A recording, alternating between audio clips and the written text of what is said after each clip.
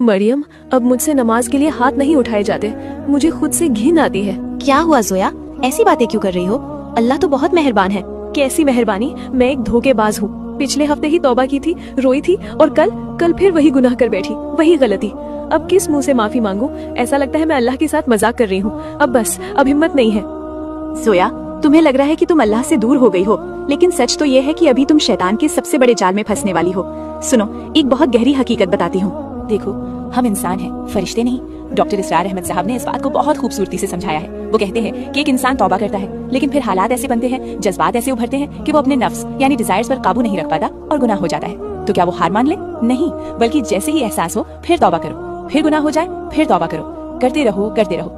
हजरत मोहम्मद सल्लल्लाहु अलैहि वसल्लम की एक हदीस का मफहूम है कि एक बंदा गुनाह करता है, माफी मांगता है, फिर फिसल जाता है, फिर माफी मांगता है। जब तक वो सच्चे दिल से तौबा करता रहता है, अल्लाह की रहमत की चादर उसके हाथ में रहती है। देखो जोया, हम सब इंसान हैं, खताकार हैं, हम सब से कहीं ना कहीं गुनाह हो ही जाता है, कभी जानबूझकर तो कभी अनजाने में। उठते बैठते गलतियां हो जाती हैं। इस दुनिया में कोई भी इंसान गुनाह से पाक नहीं है, लेकिन याद रखो, अल्लाह ताला बहुत रहीम है, रहमान है। वो सजा देने का नहीं बल्कि हमें बख्शने का मौका ढूंढता है। इसीलिए अल्लाह ने हमारे लिए तौबा का एक रास्ता दिया है। तौबा वो मजबूत रस्सी है जो गुनाहों में गिरे हुए इंसान को वापस उठा लेती है।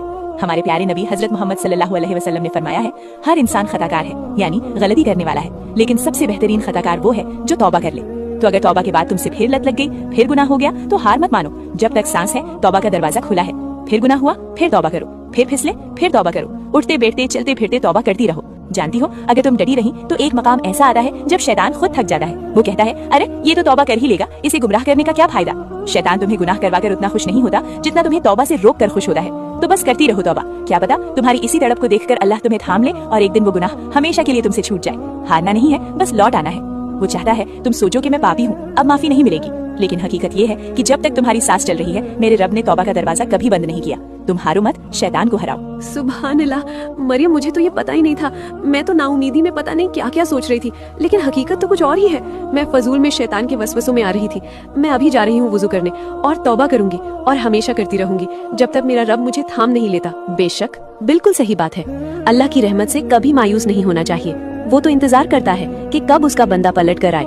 जाओ, वजू करो और अपने रब को मना लो। और आप जो ये वीडियो देख रहे हैं, अगर आप भी इस मायूसी में हैं, तो याद रखिए, शैतान को जीतने मत दीजिए, अभी तौबा कीजिए। दोस्तों, अल्लाह हम सबको सच्ची तौबा करने और उस पर कायम रहने की तौफीक अता फरमाए। अगर आप दिल से चाहते हैं कि अल्लाह आपके तमाम पिछले गुनाह माफ कर दे, तो कमेंट्स में एक बार आमीन जरूर लिखें।